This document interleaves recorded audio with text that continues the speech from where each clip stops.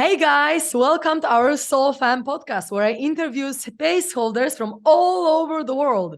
I'm your host. My name is Karolina, and I am the connection catalyst and the manifestation mentor. Today on the show, we have Ana Badila, the founder of Microdosing Guru. Welcome to the show, Ana. How are you doing? Oh my God, thank you so much for having me. I love the energy. I'm doing great. Thank you. Thank you so much for agreeing to being with us today. Microdosing is something I absolutely love, and psychedelics is like, for me, has been one of the most transformative things in my entire life. So I'm just so happy to talk to you today and to share experiences and to share with the audience what effects it can have, because it's truly, truly transformative. So I'm just extra excited to talk to you about it today. But I would love to start with your journey, with the backstory of yours, how you started your journey of self-development and self-help and psychedelic journey as well, because I'm guessing that it wasn't something that you started in childhood. It had to start further on in your life, right? Although who knows, I have heard of some tribes in some places in the world that even children drink ayahuasca there, but that's a little bit extreme, I guess. Yeah, it's a thing. Yeah, it's a thing.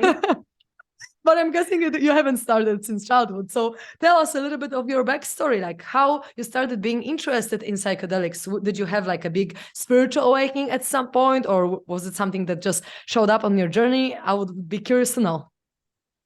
Mm-hmm. All right. So talking about, this idea that my journey didn't start in childhood, I think it started before I was born into this world. I think my soul specifically selected this particular situation in which I can actually alchemize a lot of the things that I've been struggling with, so I can use that as a source of creation. And so I feel like I've always been, I've known that I don't belong where I was educated or where I grew up in Romania. And so at 27 years old, after, a lot of things happened in my life, and, I lost a dear friend of mine. I've, I was very depressed. I didn't actually know why I was on this earth. I just knew that the life in Romania was not actually for me. So I decided to kind of go far away and just see what happens. And I went all the way to Canada. And actually today marks 11 years since I moved to Canada. And it was interesting to kind of see this whole cycle I've been through, because that was when my new life started. It was a psychedelic experience in itself, because all the things that I knew about my life, like social setting and support and ideas and beliefs, were kind of being shed as I was living in another country, in another culture, in a different way of living. And being there kind of allowed me to look again at who I truly am, because I feel like my whole life's journey is kind of it's been about finding myself, because I grew up in a place where being myself was not accepted, was not allowed to come out, was not loved, and it didn't belong. And so my soul kind of revolted against that, but my defenses kind of built around being a people pleaser. And so it was this continuous battle between who I truly was and who I had to show outside. And so I moved to Canada and I stripped away all those things. But then it wasn't until 5 years ago, when I was already in Canada, I had discovered Brené Brown. I loved her work, and being trained in psychology, I was always interested in like the depths of the human soul and how it manifests into this world. And then in 2017, I lost my job, I lost my home, my boyfriend left, the one that I was with 5 years, and I was all alone in Canada. And I was like terrified, because for the first time in my life, I was like, can I actually do this by myself? And I think there was this moment where I picked myself up and I did the opposite of anyone would expect. So I took a break. I went to Bali for 2 weeks, kind of to gain insight, or I don't know what was in my head. And then when I came back, I was like, okay, I'm gonna make this work. So I started from zero, looked for another job, looked for another place. I looked for a friend to be with because I couldn't afford being by myself. And she introduced me to MDMA. And for the first time in my life, I could actually move my body in front of other people, because as the people pleaser that I grew up to be, I was always concerned about what other people would think of me. I was always terrified to do something wrong because they would reject me. And so in that space, I was like, I felt how it was like for that fear to melt away from my head. And I could see it as a direct result in the way I was moving. Like I didn't feel like a piece of rock in the middle of the club, like I used to feel back in university. And so I was like, there is something here for me. And I started exploring with psychedelics. And I joined the psychedelic club in Vancouver. I started doing lots of psychedelics, different kinds, different combinations, and just, gained a lot of insight over my limiting belief systems, my fears, the way I operate, my conditioning, and all these kind of things came through journeys. And just integrating that back into my life, it led me to be here where I am today. And so it wasn't just like one thing, but it was accumulation of different things that led me here. So that's how it started in a snippet. Beautiful. Thank you so much for sharing this story. And just before we move forward, I just want to say a little disclaimer here. Guys, be really careful with psychedelics. Take it where it's legal, and just really be mindful how you take it and with whom you take it. And if you don't know, and if you've never done it before, first look for a guide, because it's a very, very responsible thing to do, to try these kind of substances. So just wanted to say this before we move on, because I think it's really important to know that we are playing with the human psyche in here when we are trying these kind of substances. So it's just important to mention that be responsible about it and do it where it's safe to do it, and with people that are safe to hold space for you. But okay, so having said that, I would love to ask, because some people actually don't perceive MDMA as a psychedelic, and because like psychedelic, it's a name coming from Greek language, I believe, where psyche is like a soul and mind, and then delios is like reveal, right? So it's something, the substance that reveals our soul to us. And that's how I see MDMA, for example, because like, things like ayahuasca and magic mushrooms, they are perceived as psychedelics, or San Pedro and so on, mescaline. But a lot of people think that MDMA is not a psychedelic. But to me, having this kind of definition that is a substance that reveals our soul to us, it is. Because if you take it with the intention of the ceremony, right, and like connecting to your soul and connecting to the insights about yourself and the divinity and so on, it can be actually really powerful, and it is a psychedelic to me.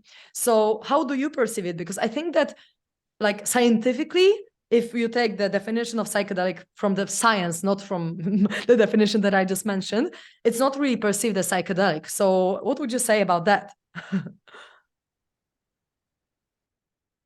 I mean, we go into categorization based on chemicals, right? So if you look at altering substances, you have like cannabis, and you have MDMA, which is an empathogen, and you have, Amanita muscaria, and then you have magic mushrooms and DMT. And I think those are categorized based on what kind of neurotransmitters are being activated in your brain. And so like Amanita muscaria, for example, modulates GABA and GABA mostly, and glutamate in your brain, whereas DMT and LSD and psilocybin mushrooms, it kind of changes the levels of serotonin and dopamine. And then you have MDMA, which kind of changes the level of oxytocin and then serotonin in your brain and works on different areas and then kind of creates a different type of effect. And so the difference between MDMA and, psilocybin mushrooms is like one is psychedelic, the other is can have hallucinogenic effects while the other doesn't. It's more like a heart opening. And so it's a hard question to answer because, like you said, psychedelic means soul manifesting. It comes from the Greek word, and I think any of these things will bring out more of our divine creative nature, which is our soul. And so if using MDMA, you can actually reduce the fears that are irrational in your life, and you get to open yourself up to new experiences, new emotions, new ways of being, and it makes you be more of who you truly are, then I would say it is a psychedelic from that point of view, right? Like it is a manifesting of the soul. It's the true nature of who you are. And so, yeah, that's how I see it. I don't want to go too much into it because I don't have I'm not a chemist, I'm not a doctor, I don't know all these categorizations to the detail, and my intuition is just telling me that anything, even breath work, can be altering your state of consciousness, and even that is a psychedelic because it takes you from this ordinary state of seeing reality into a different state, seeing reality differently, right? Absolutely. All of this create insights, which is a different understanding of how our life is or things around us are. Yeah, it all expands our consciousness. But something you mentioned is like, if that magic mushrooms can be like hallucinogenic. First of all, I feel like many of the times these are not actually hallucinations. These are actually visions. Like that's how I perceive it. And vision is a different thing from hallucination, because hallucination is when you see an elephant like sitting on a chair next to you where the elephant is not there. But if I perceive it as like a vision, it could be like in a different dimension of reality. There actually is an elephant, or there is a thought form of an elephant that I have access to when I'm on the substance, so right? Now the question is, how mystical do you want to get with this? Because very. Because another thing that I was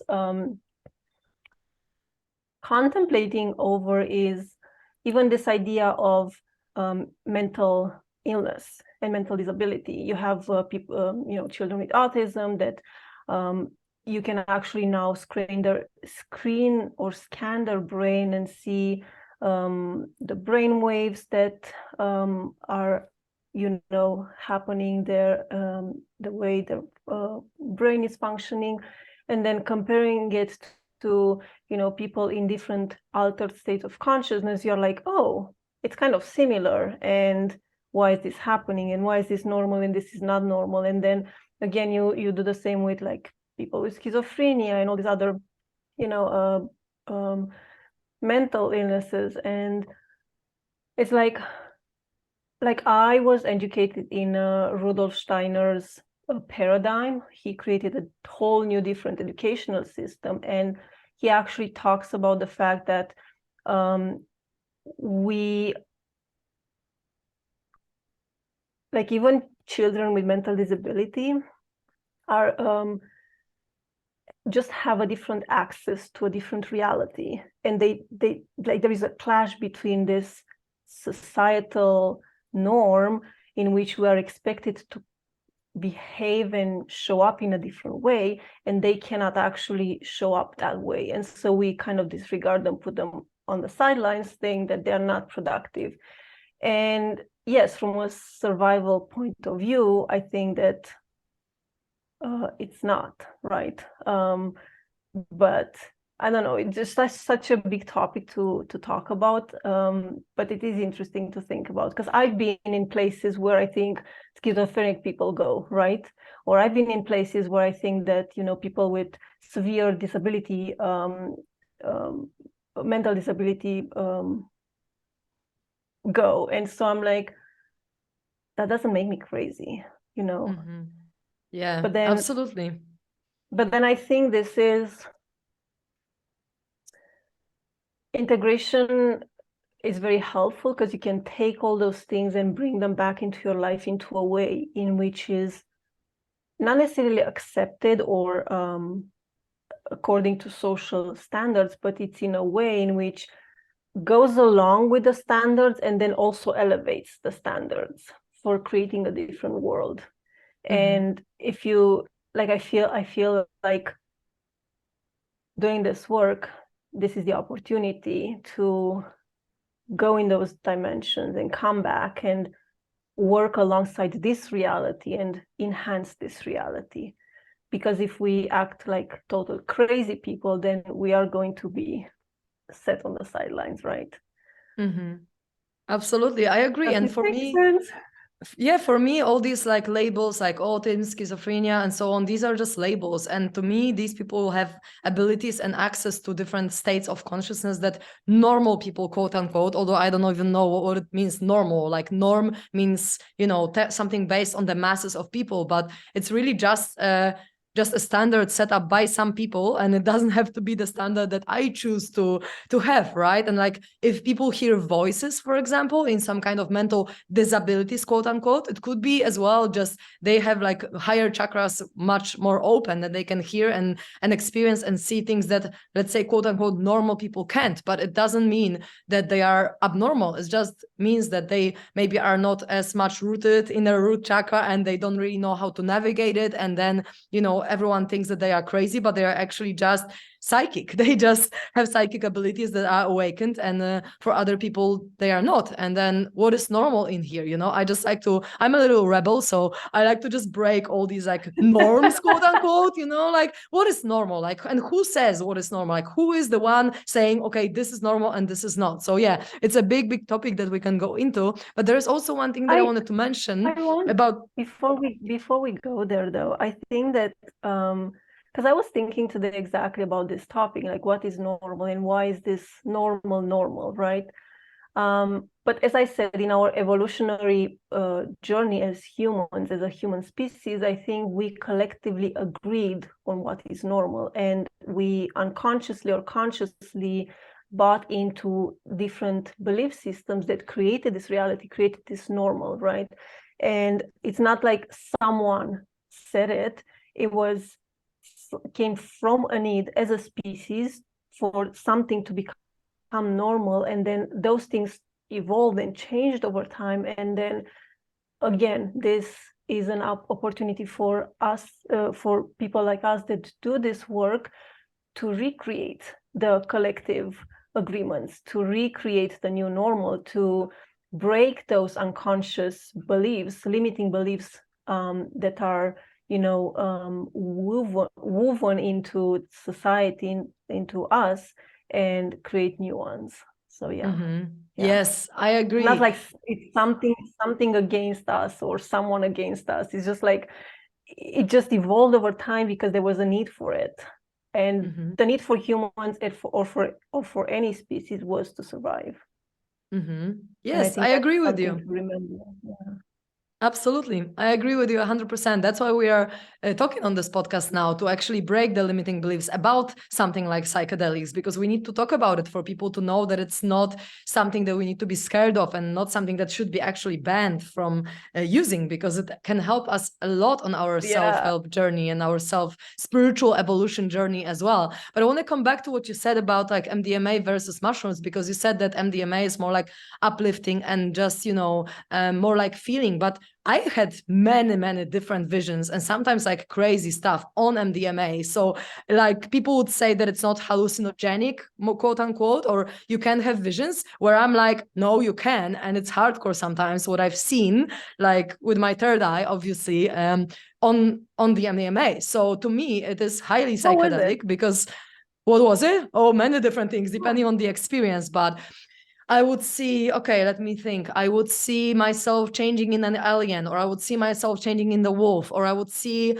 like tattoos on my friend's back, or I would see particles of light, how they look, or I would see with my eyes closed chakras in front of my, like with eyes closed chakras showing up in front of my face, like this, kind of like with eyes closed. Or I would see when I was inhaling the light, I would see the rainbow light coming into my body, and like I would see it here. Or like many different things, because I've had many experiences with MDMA. It's one of my favorite substances to use for self-development, and I'm also running ceremonies on MDMA and on psilocybin. That's why I'm like so excited to talk to you, because we have similar experiences with these substances. But like I've seen so much, because also I'm a seer. I feel like there are people who feel, there are people who see, and there are people who know. And for me, the biggest potential is to see. So I know that people also who have done ceremonies with me were also having access to seeing things. Like, people's faces changing or whatever else there, energies or auras or whatever. Because this opened the potential. And especially if you have an intention, you direct the energy in this direction that you want to see things, then you will. Or sometimes like people, so, for example, my mom had an experience with me, and she was like, oh, I'm not a seer. And then boom, she started seeing like the relationships between people, and it was also this substance. So like, I feel like it's very open when it comes to these substances, what they can give to us. But I feel like the most important thing to mention here is like these substances only enhance what we already have inside, right? Oxytocin, dopamine, serotonin, it's already within. So I think what I want to mention, and I would love to talk to you about it and get your perspective on it, is that it's only showing us the perspective that we can already reach just by being more positive, just by taking care about our health, and just focusing, on good things and doing shadow work, releasing negative emotions. Because these things like oxytocin or serotonin, we can naturally just create within ourselves. So these experiences are not for us to like need the substance. It's for us to show us, oh my God, if I have more serotonin and more dopamine, more oxytocin in my body, this is how I would feel. So then you can do everything in your everyday life to get to these states of consciousness without the substance. So that's like my perspective on it. And I'm curious about yours. Like, how do you see this? Like, how much do you need these substances? Like, what are they for, at least on your journey or with your clients? Well, before I answer that question, I wanted to say that I had a powerful experience using MDMA and ketamine, actually. And to your point, I'm a feeler and a knower, and I do see, but not as much. However, the experience that I want to talk about is like feeling energies, right? And I was feeling like everything was so amplified. I was in this place with lots of people around, and then there was so much energy going on, and I used my movement and my fingertips to pull in energy into me and then to amplify it and bring it outwards. And it just like, I realized that this energy, which is the life force basically that's surrounding us, coming through all life forms, it's within us, and we are all turbines, right? And we just take in the energy through the way we eat, through the way we choose to do things, to the connections we make through music, through the activities we do, through all these things, right? Through psychedelics. And we just feed ourselves with life energy that we can then put it out there and then magnetize and attract the things that we want. And it just made sense what Nikola Tesla was talking about, like if you can see vibration and energy, then you can make sense of the world.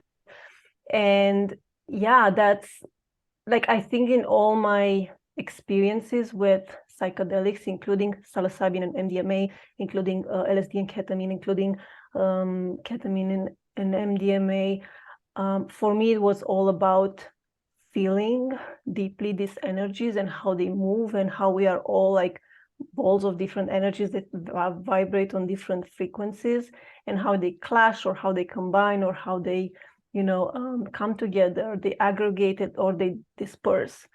And I think, like, what was your question? Because now I forgot it. But it's all good. But I think you asked what do I believe, like, if it's what is it for in your perspective? What are psychedelics for? Well, psychedelics are for, like you said, amplifying and showing us our true potential, like who we truly are and what the world is made of. And then when people have a challenging trip, is actually being shown to them all the resistance that they are putting in the way of their own self-expression or self-actualization, right?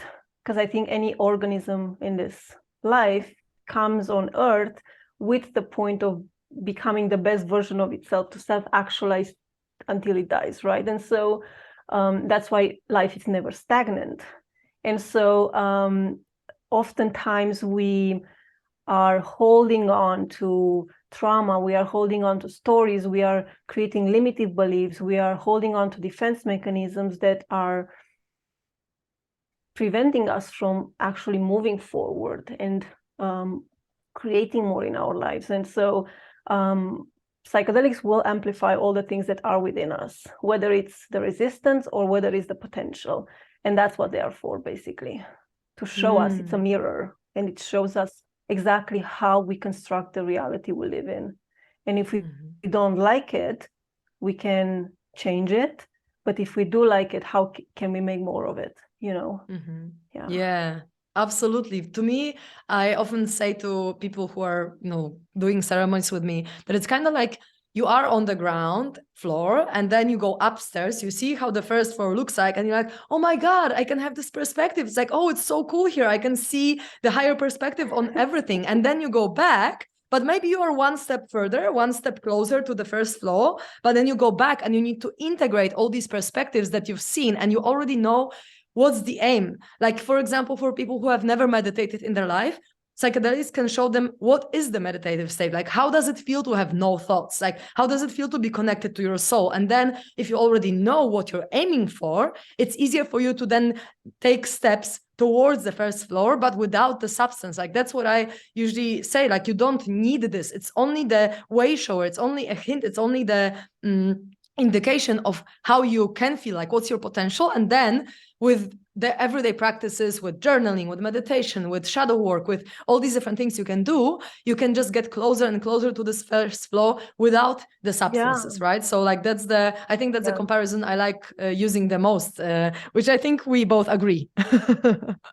Yeah, and for me, what it was, remember the first thing with MDMA? Like, after that, I was able to use movement and use ecstatic dance and mindful movements to break my belief systems. And I would play music and I would just move through the feelings stuck in my body and in my mind. And you don't need a substance, right? You can use breath work if you want to. You can use movement and feeling into your body. You can use meditation. For me, it doesn't really work to sit down still, but all the other modalities really work. Beautiful. And so I'm curious to know, how do you microdose? Because there are different protocols people do, and there are different ways of doing it. And so what is your way of microdosing?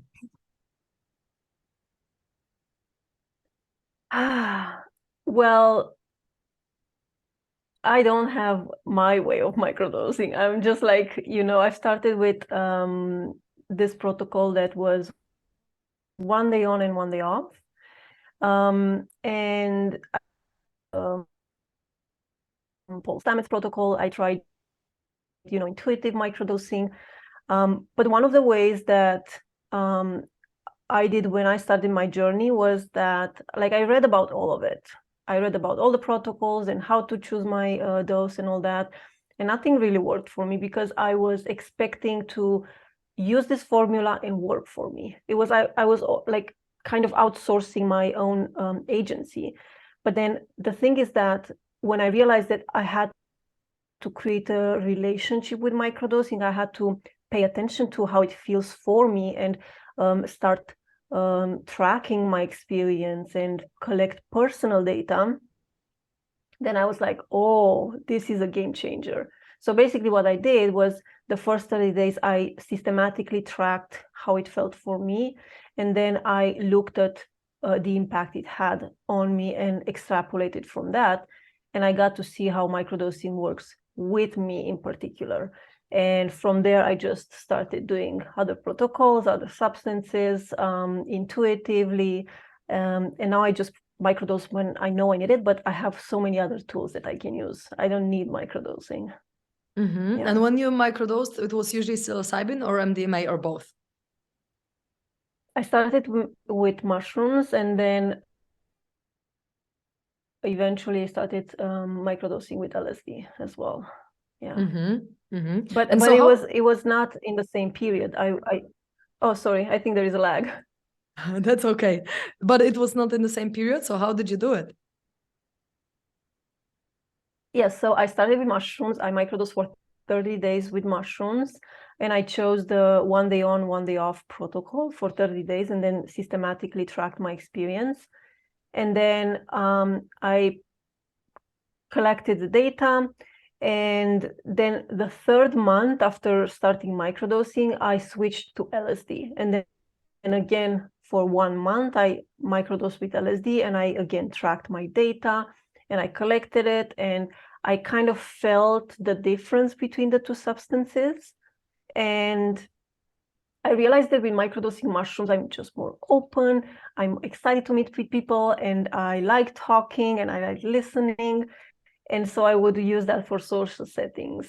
And then when microdosing LSD, it was the opposite. I was like in doing mode, doing my website, creating blog posts, creating presentations. And so I just chose that for a non-social setting. Yeah, that was exactly my question I wanted to ask you. Like, what was the difference between mushrooms and LSD? So you already answered before I even got to ask you. And have you ever microdosed MDMA as well? I don't microdose MDMA because of the potential neurotoxic effects. Unlike psilocybin mushrooms or LSD, it does work differently in your brain, and I think the likelihood of creating like damaging your neurons, it's higher, so I don't do that. And I don't see the benefits really. Yeah. Yeah, I feel like for you? me depends. Like I've never really microdosed. I mean, maybe like microdosing not like regularly. Maybe I've taken like 0.05 gram just to see how I feel. But usually the dosages that I give to people or that I do myself, it's like 0.1, 0.15, because I've actually consulted this with one of the psychotherapists in Australia, in Melbourne. And he said like, 0.15 of gram of MDMA, it's like enough. And it's like, it doesn't make much sense to actually take more than that. And it's like not a very big dose, right? If you think of like people partying and they taking MDMA or ecstasy pills, it's like 0.2 to 0.3 of MDMA, right? So like, it's like half of what people go of people take when they go to the raves or whatever, right? So it's really not much that you need to expand your awareness and to get the insights that you need. So you might say that it's a mini dose.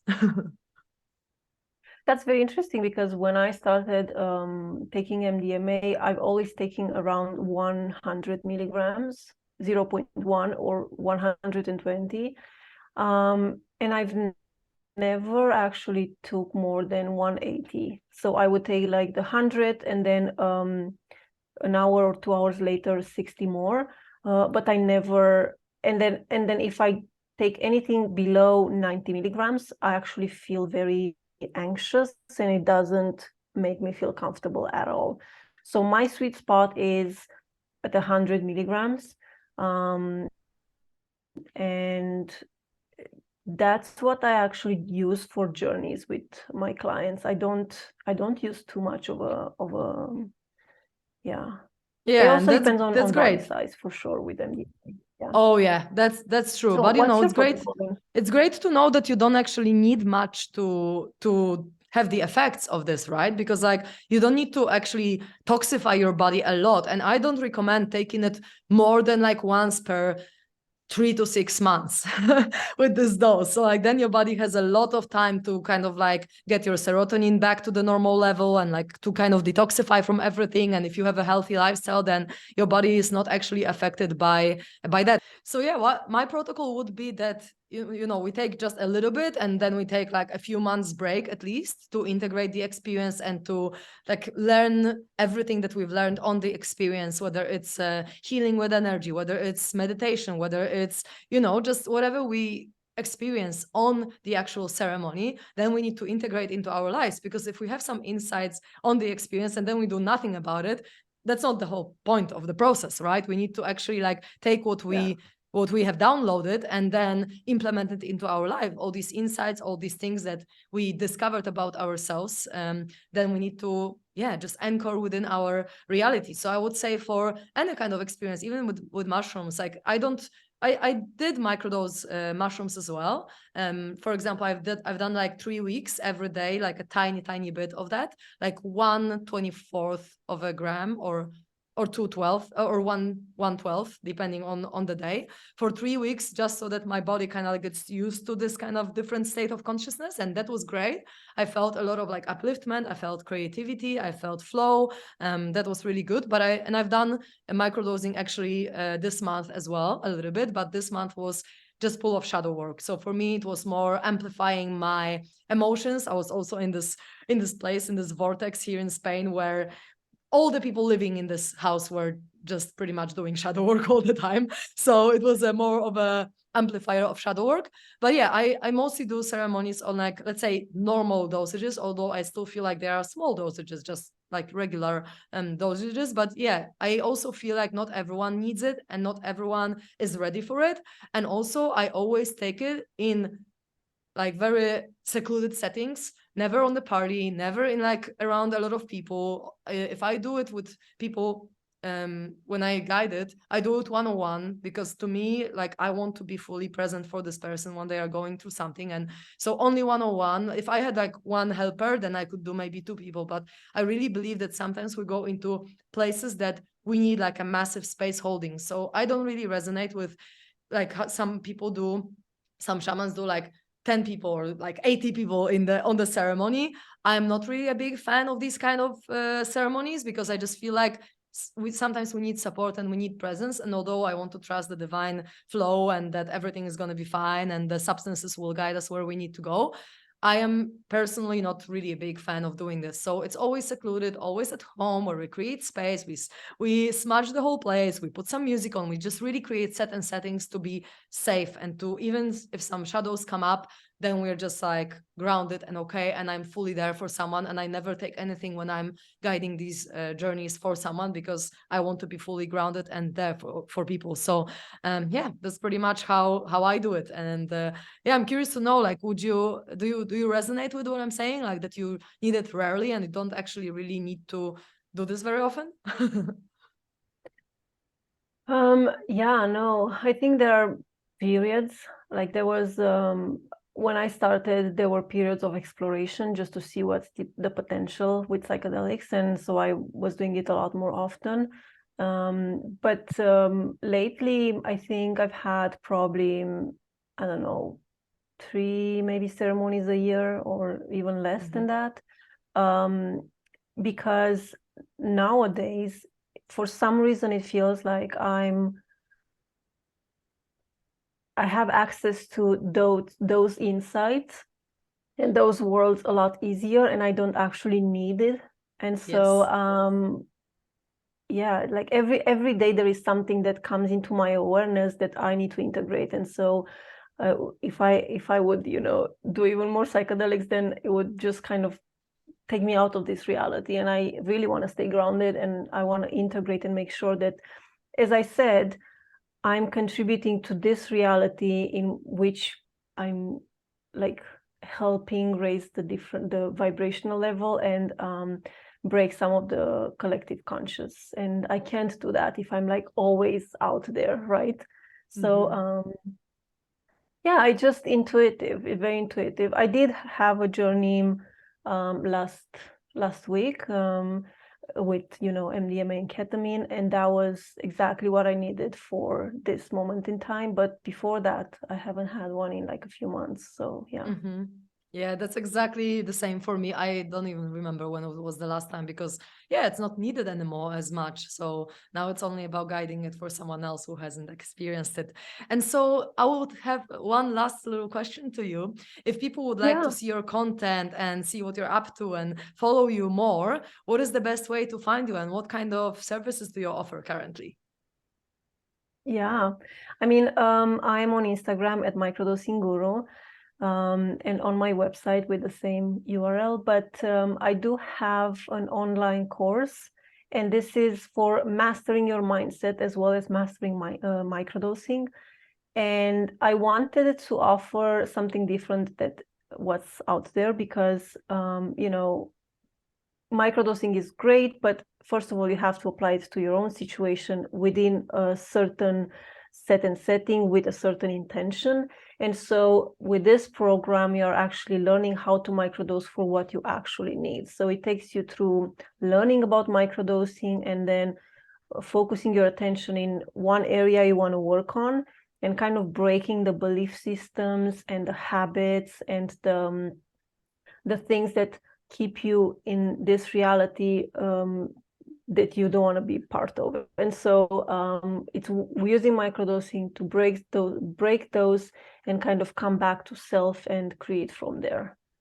So I think I've done this this course with a few cohorts now live. But because it was like every day I was meeting with them and going through this process, and I was also traveling, I decided to put it online. So I took all the things that people loved and put it in this online course. So that's also my website. Amazing. Thank you so much. Thanks for your wisdom and for everything that you've shared. I'm sure we've inspired some of the listeners to try it. But remember, guys, do it safely, do it with guidance, because it's actually really important to be responsible about these topics. So thank you so much. I'm really, really grateful for you, Ana. It's been really a pleasure to talk to you. And yeah, looking forward to talking more in the future. Thank you, Karolina. And yeah, I'm so excited to be here. And thank you for reaching out and connecting. Yeah.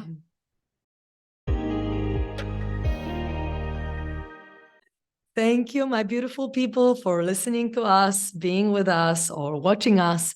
And if you want to know more about microdosing or psilocybin or MDMA or just psychedelics in general, you can contact me on theconnectioncatalyst@gmail.com or find me on Instagram at theconnectioncatalyst. That is not my main account, but you'll find me there for sure. You can text me there.